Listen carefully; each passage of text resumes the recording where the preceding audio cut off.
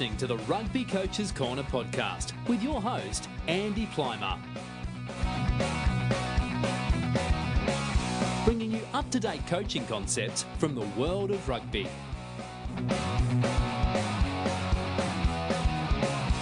Sharing ideas to make the game better.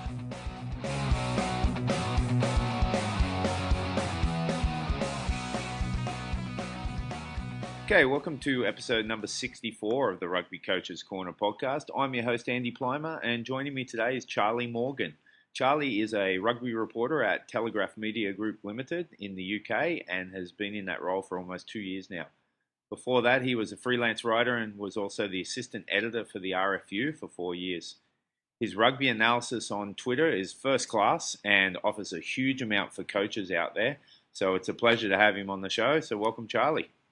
Cheers for having me, Andy. Thank you. Yeah, no worries. So, yeah, for listeners who haven't been to your Twitter handle, I'll put it in the show notes. They definitely should go there because, like I said, there's some great analysis there. How did you develop that passion? What did your rugby journey look like, and when did you really fall in love with the game? I started, I guess, how a lot of guys started. I started playing age of 8, and then. And then the journalism started, I guess, after I did an English degree at university, and then it looked like still playing, but obviously wasn't going to make it any further. Still absolutely love the game, like the rest of us mortals. That's exactly, yeah. And then sort of it looked like, how could I keep writing about it? How could I keep rugby sort of in my life, I guess? And it became writing about it. And I moved down to London, grew up in Leicester, went to university, actually played cricket at university up in Durham, but then moved down back to London and took up playing again with Wimbledon, which was really cool. And then the sort of work side of things.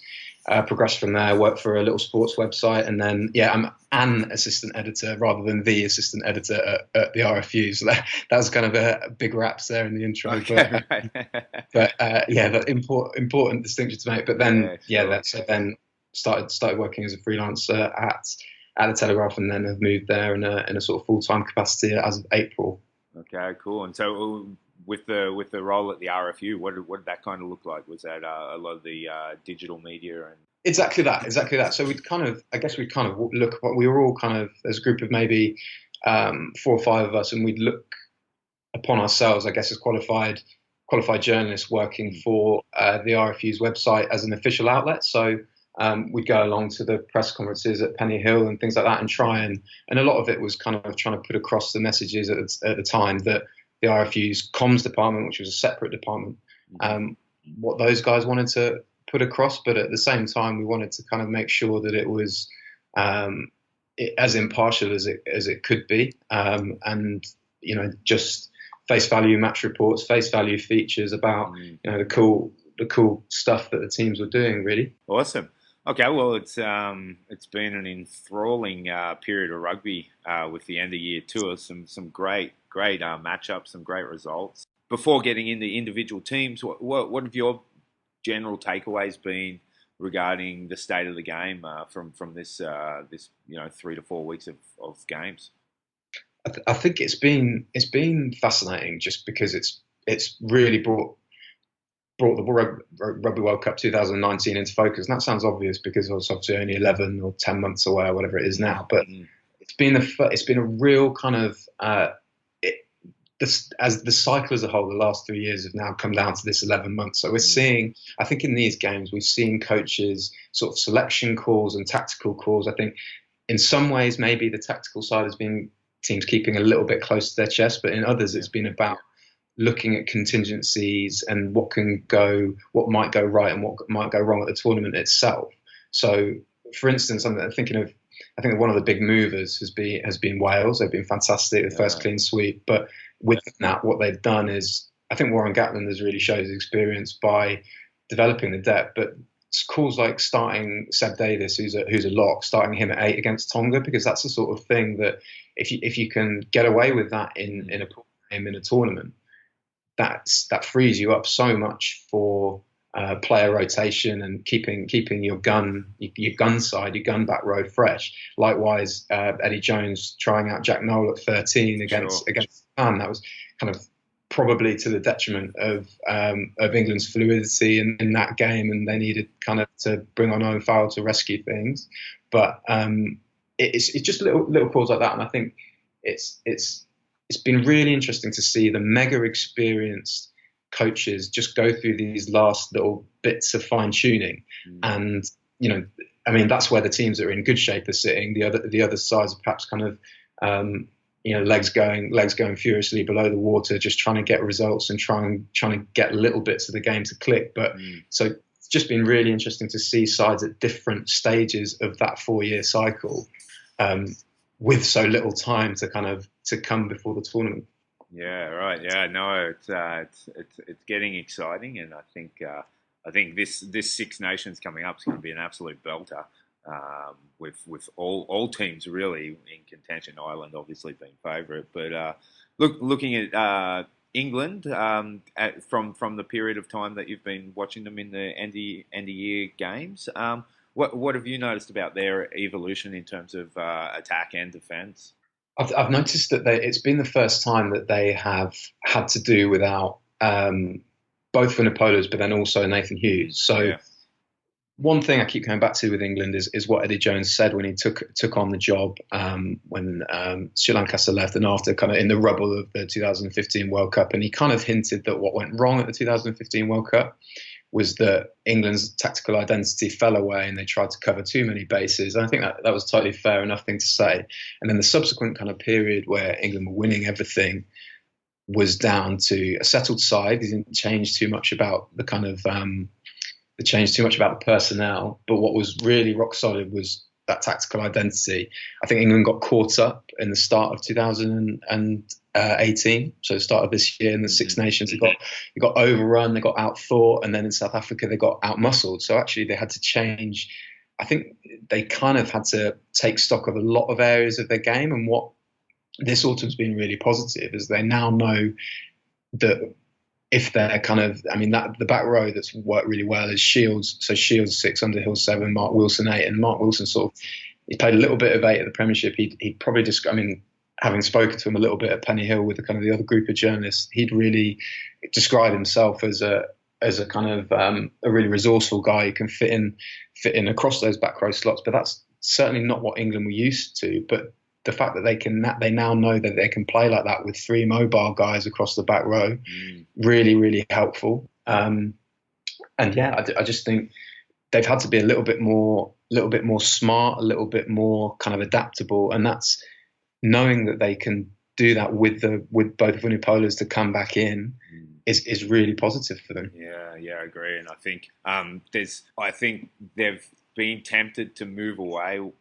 from what English rugby traditionally is, and now they seem to have come back to that there is that real physical presence up the middle of the field, but they do also have the ability, like you said, with a mobile back row and some great a back three that can really get going. They can really get expansive too when required. They don't overplay that hand though, I find. Yeah, what's the kind of the two we've already kind of spoken about the back row. The other area that's kind of dogged the last 2, maybe 3 kind of England management groups has been the midfield and what the right kind of blend that is. And that underpins kind of any side's whole game, I guess. If you've got uncertainty in your back row and you've got uncertainty in your midfield, you're really struggling. England have been struggling with both, and when one's gone right, maybe they've kind of been patching up the other. The midfield, they now have those options. I think they've been so desperate. That forward Farrell axis, they undoubtedly for me look better when both of those guys are on the field, because and I know this kind of whole autumn's been framed by a few starts for Owen Farrell at 10, but when he's that sort of one out and he's in that sort of quarterback second receiver, I just feel like he's a lot better, and he can do that at Saracens because he's got Alex Good, he's got Brad Barrett, whose distributions come on a lot. With England, he didn't necessarily have that. So I think, and it's kind of it is absolute folly to kind of rely on the fitness of Manu Tuilagi because he's had all of these struggles. But sort of last, whatever it was, 8 minutes that it was forward Farrell to Laggy on the field against Australia. I've just got a feeling that Eddie Jones will have been absolutely desperate to field that. And now he's just seen a little glimpse of it.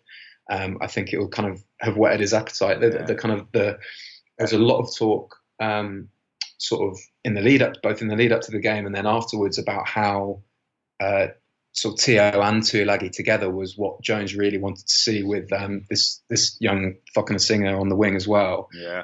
All out power. But I actually think he would have been more excited about having forward Farrell, Tuilagi, and then also the power of Singer, because I just feel like that covers more bases. It allows, as you say there, it allows them to unlock the likes of Daly and May in those wings, and May's been a big part of that as well. His over the last couple of years, his work with his wings been absolutely awesome, and he's kind of really come on in that regard, and that's elevated everything about England really. Yeah, the Singer selection that was fantastic, and that had some real shades of that last break he made where he just middled Dane Haylett-Petty instead of trying to score in the corner. It had some real elements of Jonah Lomu in against my cat kind of style where he busts through a number of players, and I found it quite a similarity there with the style of play. I kind of. And it happened against Japan as well.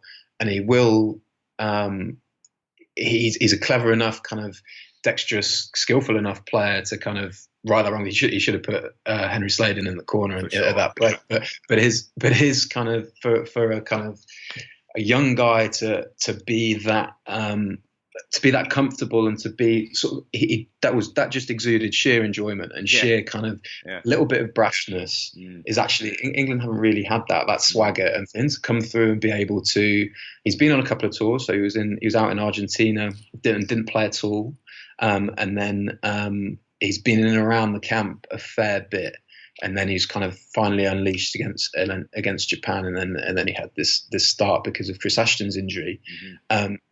But it seemed, I kind of think, and we can talk about that with other sides later on, but it's such an endorsement of a setup and a culture and a tactical framework that a player can come in and look themselves straight away. And he really did seem that. He got caught narrow a little bit in defence a couple of times for, was it Dane Haylett-Petty scored and it was off in the first half. Yeah, there was a little bit of disconnection, I think, between him and maybe Tio. They've got slight trust issues there, but that'll get better. And it's really English and really kind of British to dwell on what somebody can't do. So it's just really cool that people are looking at what he's bringing, because, and I think it's the tip of the iceberg as well, because he's a great offloader. So when they're bringing him off his wing, he'll bring other guys into the game as well, like he has done for London Irish. So yeah.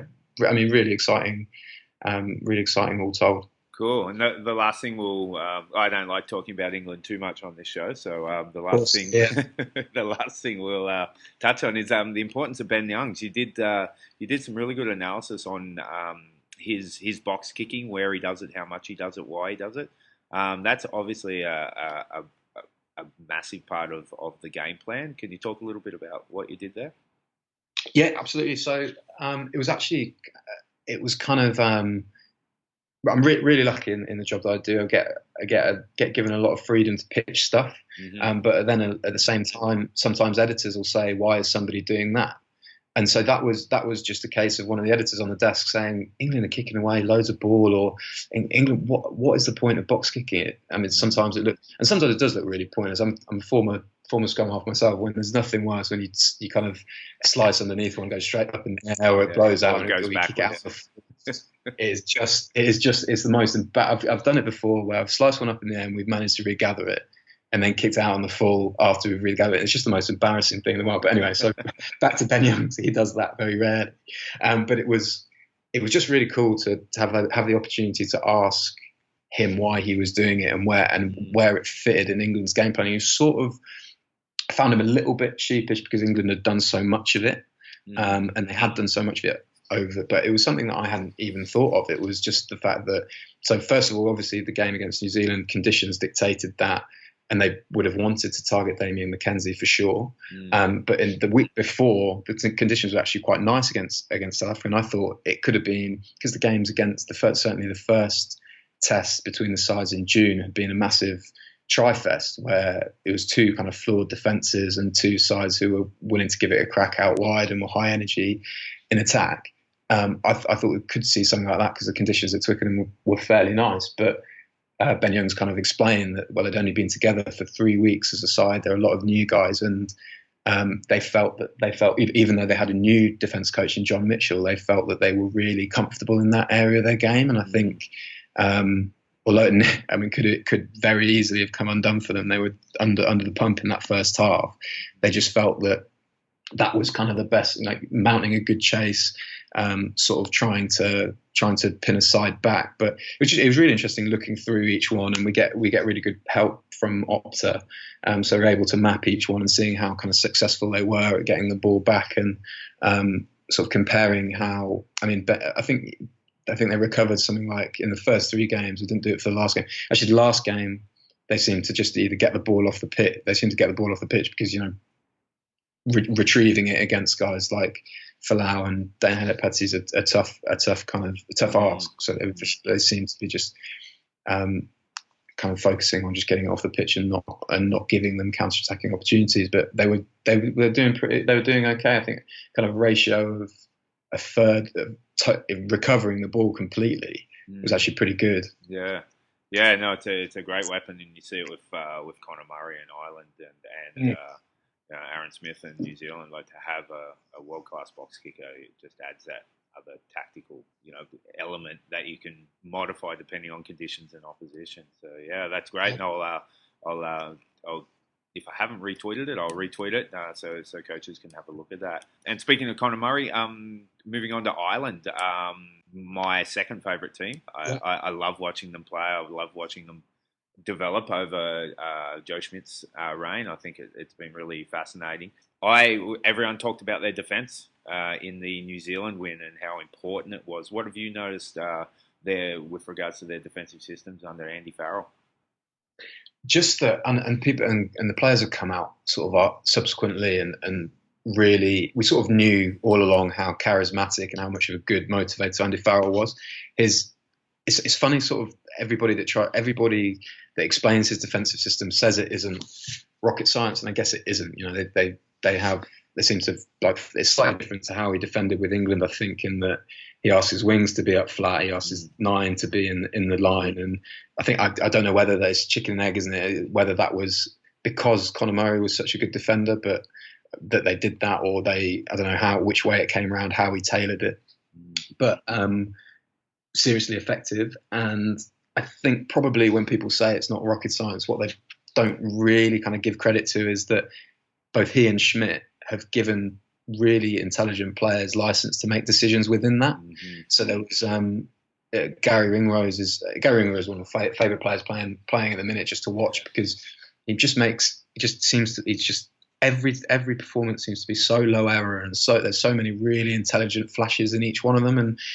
And we'll talk about the All Blacks later, but sort of when they shut New Zealand down off 9, they shut them down when they played off 10, and then when they tried to get both Beauden Barrett and Damien McKenzie sort of into the game in that kind of twin playmaker stuff and open up the wider channels, players like Ringrose were able to kind of rush up and shut that off as well.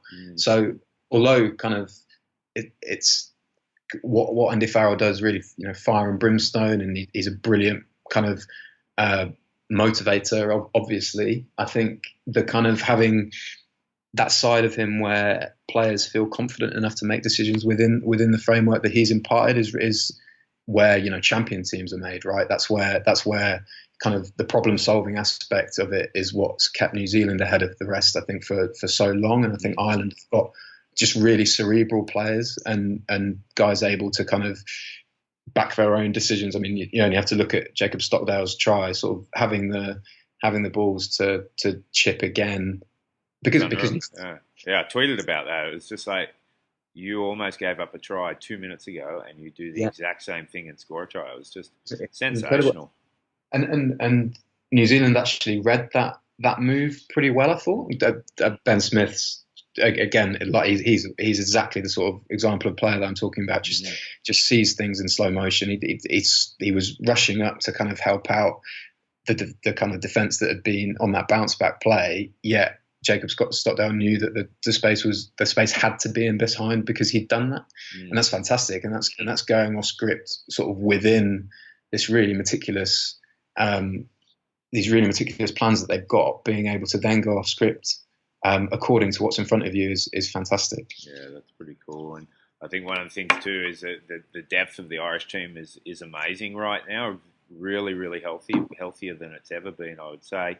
I still have the strong idea that they need Johnny Sexton to be fit the whole way through that World Cup to be successful, because you just have to watch him. And I did in the second time I watched that game. I just focused on Johnny in attack and what he does and how important he is, and his role in attack is great. What are you seeing there with regards to Johnny Sexton?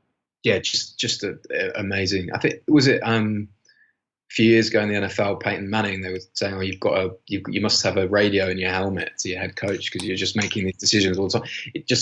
Sexton seems to be on that sort of level of sort of being able to see things almost from kind of an overhead view of the pitch, just picking holes, picking space, and the whole Six Nations really was just a big long example of that. And the game against England, he picked apart England, the high ball for the first try, and then even when Ireland are running these strike plays, even when he's not involved, he's got a really simple role. That defenses are so in tune as to what he's doing. It's been a real kind of treat watching him with Leinster over the last couple of years as well, because they seem to have a little bit, and understandably so, and they've got a little bit more freedom they seem to have than Ireland do, kind of in test matches, and that is when he's really cutting loose and just little things like knowing when to up the pace of games, knowing when to slack them down. He's really kind of just bent games to his will almost, and it's been so cool to watch. Yeah. I enjoyed just watching him. He sits in the pocket behind the forwards. He'll read the play, or either call for that dump ball, or he'll send the forwards up, and then if they go up, he then flattens right up and takes that ball and usually looks for that really long flat miss pass, or it's a hard unders line coming back in from one of his outside guys. It just works seamlessly if you watch it for several phases.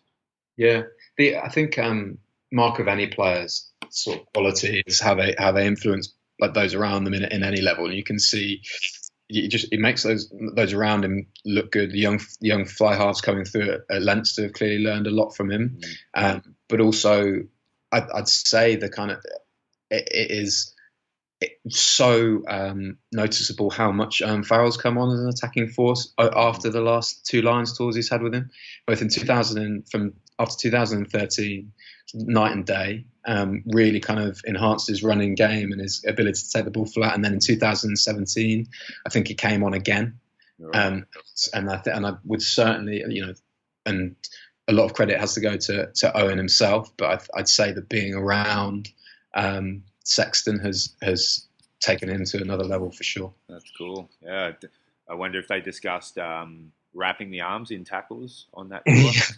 Well, it's funny you say, because we did something on that in the paper when Kino got when Jerome Kino got, and sorry, it was when Danny Cipriani got sent off. Okay, we said that about a month ago. Yeah, these sort of soak tackles are gonna, and I picked out Fallon, picked out Sexton as guys that stand really upright, just because they know they're not going to make a dominant hit, but they're trying to kind of just soak a collision and get back in the defensive line, because that's sort of the kind of what their ceiling is in that kind of moment of play. But I think those two were certainly Farrell being a bit more proactive than that, and he was very, very fortunate. Yeah, absolutely. Well, and the team that wasn't fortunate on the back of that decision, the Wallabies. What was your observations of the Wallabies over this period of play? It's difficult. I think it must be so frustrating for guys watching them who want them to do well, because in Tokyo I thought they were a couple of offloads away from taking New Zealand into the championship rounds and being within a score. They put a lot of good stuff together in that game, and it was, there's such a fine balance. There must be such a fine balance for Checo, because when they're pushing those passes, they're sometimes getting weak shoulders and making these line breaks. They made a ton of line breaks in that game. I can't remember how many it was, but then there was also interspersed with that, so that the last offload would go down, and then there was that Tolulatu penalty, wasn't there, the scrum? Yeah. Yellow. But so that they're making, but then if they're pushing them, they're losing that field position and everything. But then interspersed with that are these kind of really clunky first phase moves that just there was a one where they went one side and then cross kick back to Falau, and even if Falau's regaining it, it's a gain of 10 meters, and it feels so low percentage. And for a team that have got players like Bernard Foley and playmakers who are that sharp, it just seems really strange. Having seen them, I was so impressed by them in 2015 at the World Cup. I loved watching them that tournament, and they made England look so ordinary in that penultimate group game. They were just playing. They were playing a different game. They were a couple ahead, and a lot of that was kind of two-phase strike moves, but they were also just their defence was fantastic. Scott Vardy was probably a big part of that, so I think they probably missed him a lot. Oh, absolutely. But it's they seem so close yet so far away, and it was just odd. And it was the same at the weekend, wasn't it? They were all over England for spells, picking, as we talked about before, picking apart their wide defence and really causing them problems out there, yet just kind of fizzling out and sort of not keeping the ball in hand, because there was a lot of aimless kicking, wasn't there? I think Checo brought that up afterwards. Yeah, for sure. Really strange, really it's tough to know where they go, but also there are small crumbs of encouragement there as well. So it just seems a really weird place for them to be honest. For sure. I think if you look at the playing roster, like they've got some good quality players there. They're missing, one or two world class players, but there's also 3 or 4 world class players in that group. So I think they're not far off. It looks doomsday-ish if you read anything posted on forums about the Wallabies. It's all over, but I don't think they're far off. I just think they're caught between two styles of play. One being that expressing yourself, offloading, free kind of style of play, to one that's super structured and quite predictable at times. And I still don't think they've got their identity sorted out in attack, and I think that is creating a lot of issues in terms of what to do when Plan A doesn't actually work. You need to go back to June. They turned over Ireland, and that Test series. I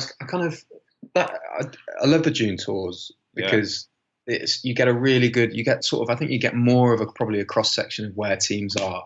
Although obviously because they're not playing different sides every week, you don't really know how they adapt to different styles. But you tend to get the gun sides out for 3 weeks in a row or close as, kind of with a little bit of rotation.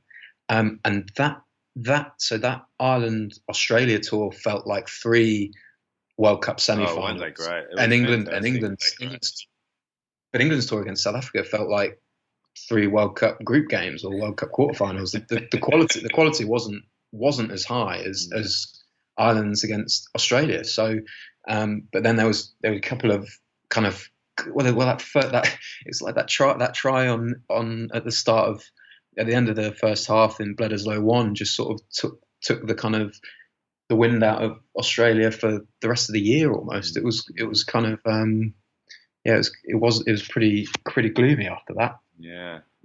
Oh well, this is the stuff that keeps me up at night. So I'm hoping we get a turnaround soon. And I think it was a very tough tour for the Wallabies, and I think with the CEO saying that the expectation was 3 from 3, there's got to be some kind of bounce back at the end of that. What that'll look like, who knows? But I think there needs to be changes moving forward because the potential is absolutely there.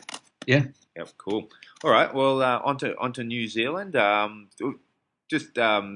think every rugby fan outside of an All Blacks fan was willing home Ireland in that win. Personally, I think it's great for rugby that win happened. What do you think that loss showed in terms of New Zealand and their amazing record so far?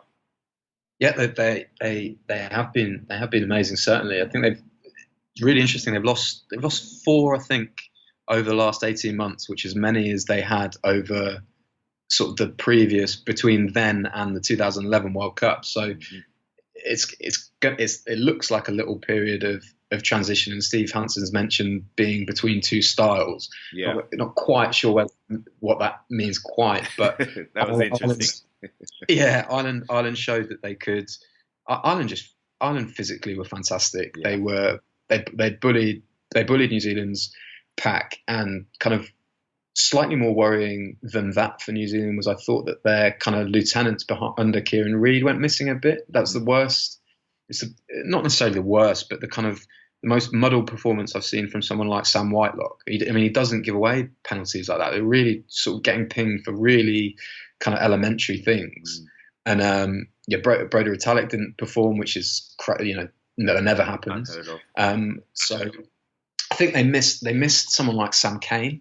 Yep. Despite Ardie Surveyor playing really well, both at Twickenham and there, I think maybe just that steadying hand to take a little bit of pressure off Kieran Reid, the leader. They've obviously got someone like Dane Coles coming back, but having said all of that, they win the game if Beauden Barrett's grubber that Peter O'Mahony over kind of got back to gather. If that's a little bit longer, if Beauden Barrett's offload isn't intercepted by Rob Kearney, if O'Mahony's pinged for not supporting his body weight in the penalty in the lead up to Stockdale's try, they probably get over the line, and then it's a different narrative. And I just wonder whether almost that loss gives them a little bit of a wake up call.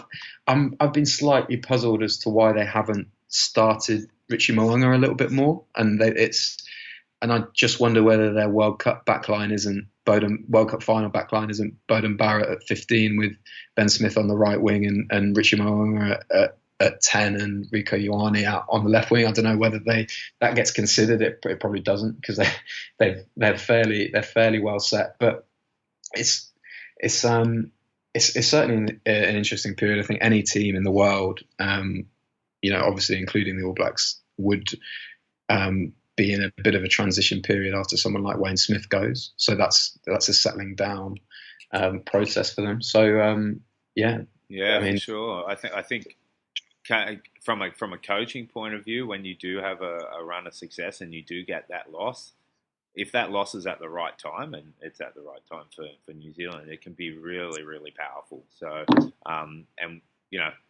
being a long-suffering Wallabies fan who knows how New Zealand plays after a loss, they don't usually lose 2 in a row, and that game after that loss it's fire and brimstone kind of stuff. So it'll be interesting where they go, but for me, they're still favourites to win that Rugby World Cup, with Ireland being a close second.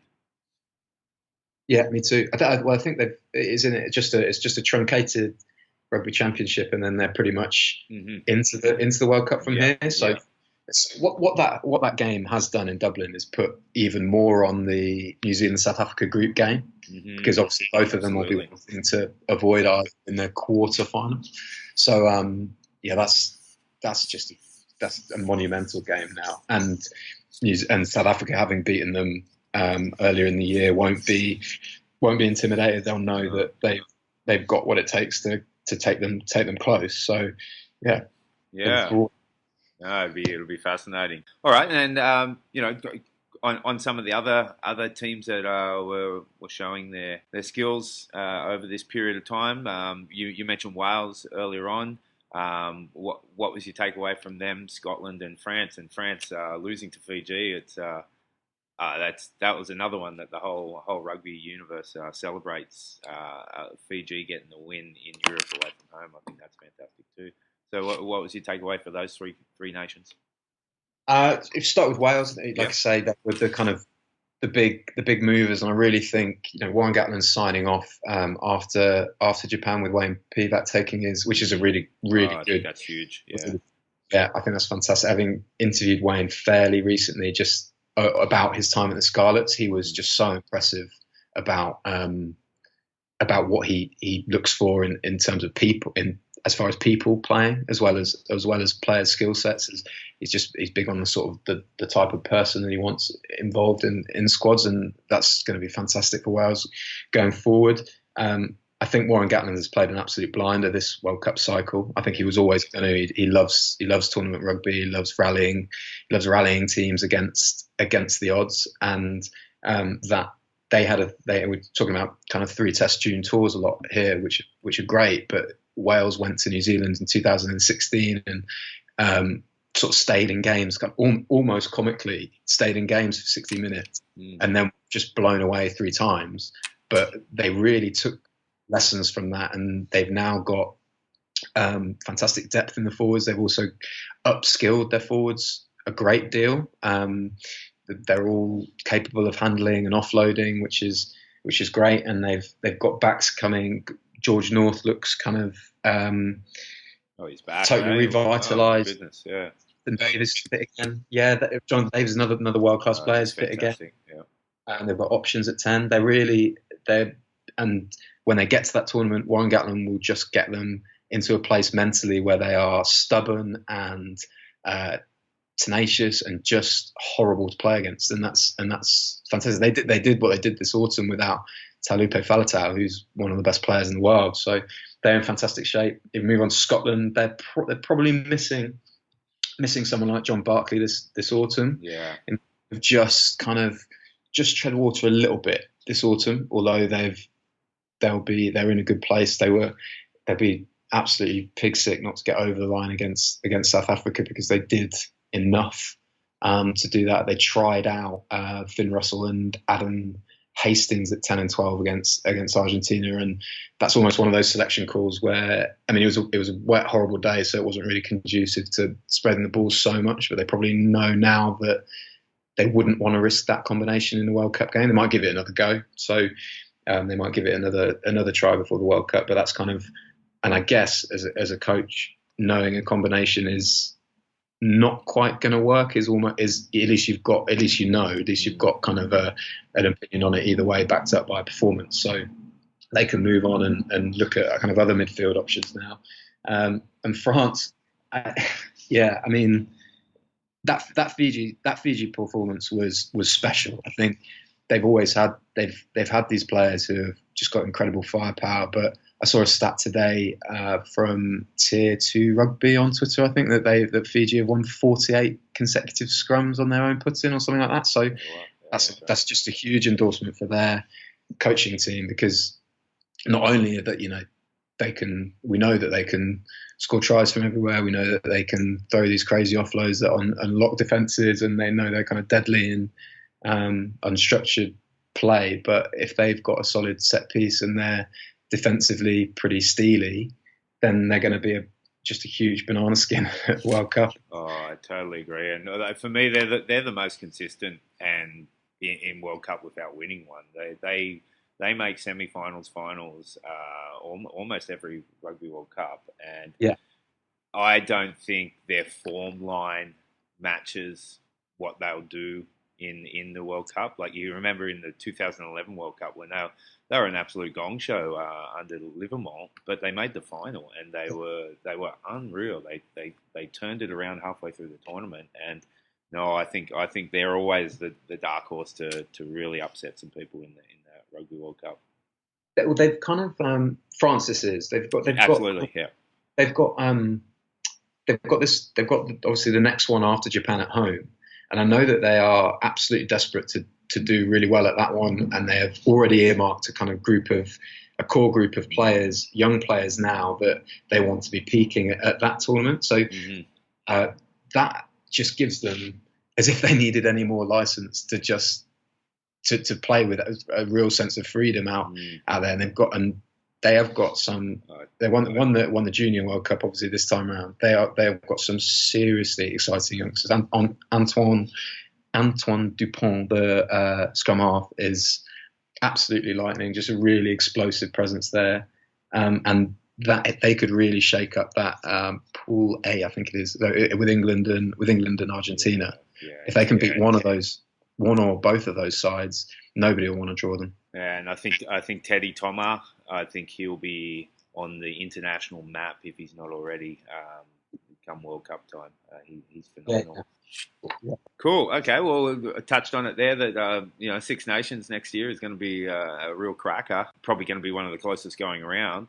What do you think? How's that going to look? And how's the World Cup going to influence things like selections and tactics of this upcoming Six Nations? I think it will be as if this autumn was having a look at kind of contingencies and dealing with the injury lists that they've got. I think they'll really want to finalise. The respective coaches will really want to finalise sort of best 15s. Mm-hmm. I think some special players will be given.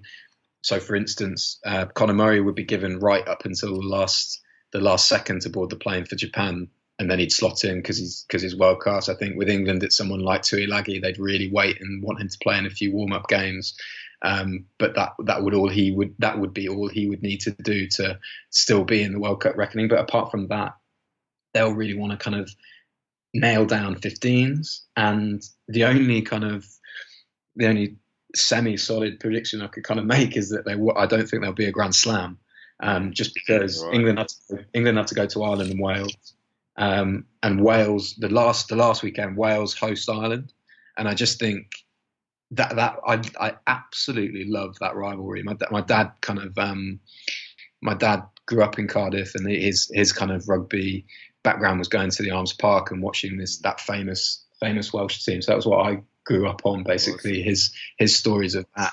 And I just that rivalry between, at the minute, those players that have all come out, and they've been on a lot of, I mean, there can't be that much bad blood because they've been on the two kind of special generations of players, and they've been on a couple of Lions tours together now. But it's really tetchy when they play each other. It's so cool to watch. It's great. I love those sorts of games.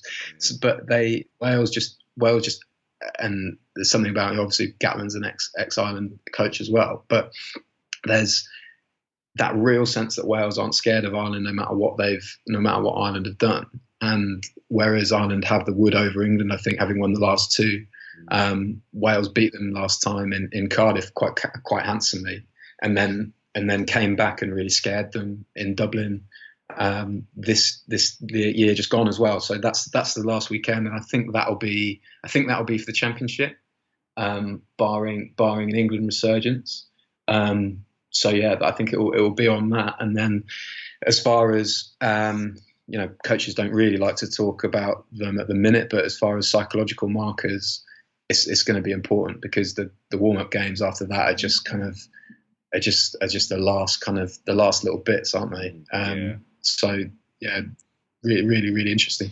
So do you think in that Six Nations time, that's where you're going to see like some not everything on the table, but some really clear indications of how teams are going to choose to attack and defend?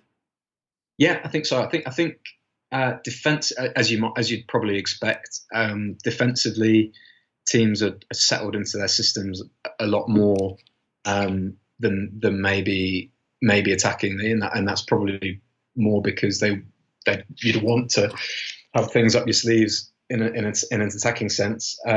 But Wales defensive system's absolutely rock solid. With Sean Edwards, likewise. Ireland with Andy Farrell, and England, I thought it was a really impressive first tournament for John Mitchell's England defence. They tweaked a few things, and I was impressed by it.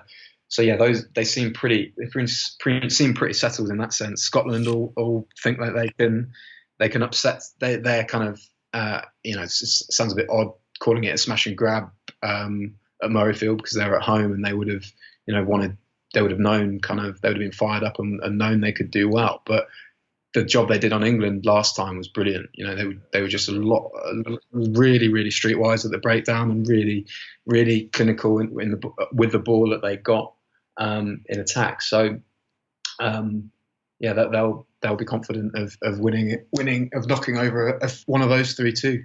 For sure. Okay, and Rugby World Cup is still a while away. I'll give you one team that you think's going to win it, and two maybes and a dark horse. New Zealand for the first one. I just think the know-how and the experience and the fact that they've got players going there set on winning a third straight one is crazy. So New Zealand top. How about Ireland and Wales as maybes? Okay. And then I think South Africa deserve a mention because with Faf de Klerk, if Faf de Klerk plays every game, he just elevates them in a lot of ways, and they would have, they really missed those 2 guys at Twickenham, and if they win at Twickenham, that's their year totally turned around. So I don't know whether they're probably somewhere between a maybe and a dark horse. I don't think they're particularly dark as a dark horse. Maybe Wales are dark horses and South Africa are the maybes with Ireland. All right, cool. That's exciting, and already blocking out the calendar for family time so I can watch almost every single game. So it's a long negotiation. Cool. Yeah. And last thing we'll do before wrapping up, every week on the Telegraph website, there's you do an inside line article. Can you tell us a little bit about that and where coaches could kind of find that information? Yeah. I mean, kind of really wary of calling them analysis articles just because I'm totally aware, like having listened to your pods and kind of speaking to guys who do it for a living, just how hard those guys work. But it's just a kind of a look at something that's tactically, I guess, caught the eye over the weekend and just trying to kind of put it out there. They started out, to be totally honest, they started off as a bit of an arse covering exercise just because I prefer to pick something out and write about it as opposed to farting out on an opinion piece that kind of was a bit flaky. So but that's what it's evolved into Inside Line now, and it's just screen grabs, a bit of writing, picking out plays or trends from a weekend or from a game. Yeah, and you tweet most of that out? Yes, yeah. Absolutely. Okay, so like I said, I'll put your Twitter handle in the show notes so listeners can follow you. All right. Well, we always end the show with the same final 4 questions. When you were a kid growing up in England, who was one of your favourite players going around that got you into the game? Yeah, so as I mentioned, kind of Welsh scrum halves were big. So it would have been Rob Howley, and Dwayne Peel. Rob Howley because 2001 Lions, the last 2 tests were between either side of my 12th birthday, I think. So that was huge. Those were I've got burned onto my brain the ball going out at the end of the final test and George Gregan doing that gun salute thing. I was at that game. That game. It was fantastic. Really? Yeah. Oh, awesome. Yeah. Just that Justin, the Harrison line out steal in the third game. Yeah. That's one of my top 3 sporting highlights. It was huge. It was amazing. That's a gut wrencher. But that's what I think the Lions tours are so cool. Yeah. Right? Like he against them for Aussie A, hadn't he? And then he got that test shot, and although it was Lions heartbreak, it's just the kind of the narrative of the whole tour is always just so cool. Yeah, and then the other one, Carlos Spencer. It's a big kind of landmark getting Sky TV in our house so we could watch Super Rugby before going out to play, and just Carlos Spencer just looking like he was having fun all the time and goose stepping on the halfway line when he got an intercept, even despite having to go 50 meters, and just little things like that. Banana kicks, just so cool. Just love watching. Totally. All right. And what about now? Who you're watching a lot of rugby players, no doubt. Who are some of the ones that pop out for you? Guys, Ben Smith, Brody Retallick, Gary Ringrose mentioned earlier. David Pocock's been a joy to watch, just unreal, from as far as just a guy who's thinking so much and ahead of the game, and we'll come to them later, but that John Fletcher, Russ Earnshaw, Pete Walton, those coaches who were with the RFU and their sort of beat the game philosophy. Yeah. I just feel like watching someone like that, he's trying to do that every second of every game he's playing in, and that's awesome to watch. Yeah, that's a lot of fun. Yeah, no, I agree. He's definitely my number one. So excellent choice. All right, what about coaches? You mentioned a couple there, high-profile coaches that you respect and like what they're doing. Yeah, kind of as far as the English domestic scene, two teams that seem kind of tangibly ahead of the rest are Saracens and Exeter, and they've got two really solid kind of coaching teams in place. Mm-hmm. I'll just pick out. So obviously Mark McCall and Alex Sanderson, Joe Shaw, Dan Vickers at Saracens doing so much good stuff. At Exeter, whenever you listen to Rob Baxter talk, you totally get why people want him to be the next England boss. He just drops sense bombs the whole time, and he's just so eloquent with what he's saying. Pat Lamb's doing some really cool stuff at Bristol, and that's obvious off the bat. And he's had a season in the second tier to kind of hone it all, but it's just really cool to watch it all come together. And then, mentioned them briefly just then. I think really difficult to overstate what John Fletcher, Russ Earnshaw, and Pete Walton are kind of doing for the network of coaches on a junior level in England. I think just giving them a kind of focus with their Magic Academy sort of network, giving guys something to hold on to there, a network to kind of share knowledge. It just seems to be, I guess it's in its early stages, but it seems to be seriously important, kind of looking ahead for the game in England. Yeah, I agree, and definitely trying to get Rusty on again for another chat. I met up with him when I was over in Bristol. Oh yeah, yeah, he's a good bloke, and you can get a lot out of any conversation you have with Rusty. Sometimes it won't be about rugby, but you'll still learn something. So it's great. All right, and then last question: someone grassroots who doesn't have those kind of profiles that you think deserves recognition. Yeah, I do a couple from Wimbledon. A guy called Neil Hallett that used to play with, and now he's kind of coaching the first team there. Right. And then also kind of less coaching, more team management side. Guy called James Ogilvy who's just one of those guys who absolutely pours his heart and soul into grassroots rugby. So I think when I was there, we were level 5, and then we went up to level 4. We're back at level 5 now. But the game at that level just doesn't operate without people like Bully. He's just brilliant, selfless guy. Absolutely loves it. And then have those two. There's so much fantastic work going on at kind of academy level in England and a lot of those guys are part of the Magic Academy sharing knowledge, so they broaden their horizons and keep developing themselves. So exciting times ahead. Okay, and although it's not grassroots rugby in terms of coaching, what about journalists out there who you feel are doing really good work in putting the game out there for fans and coaches?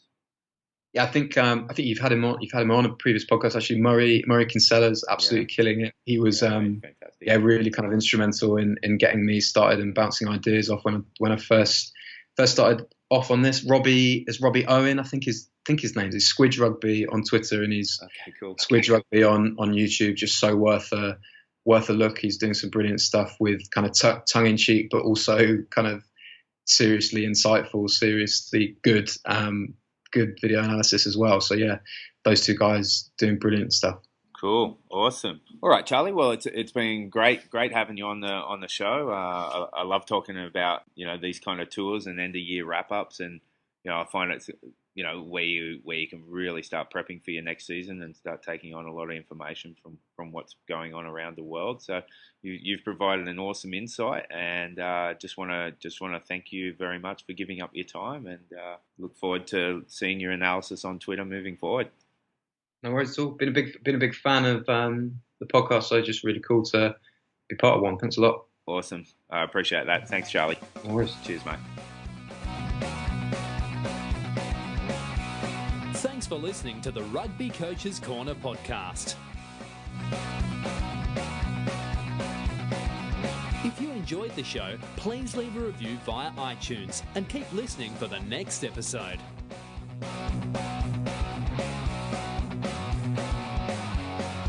You can also follow us via Twitter at Rugby Coaches CNR or via the website therugbycoachescorner.com. Until next time, keep sharing ideas to make the game better.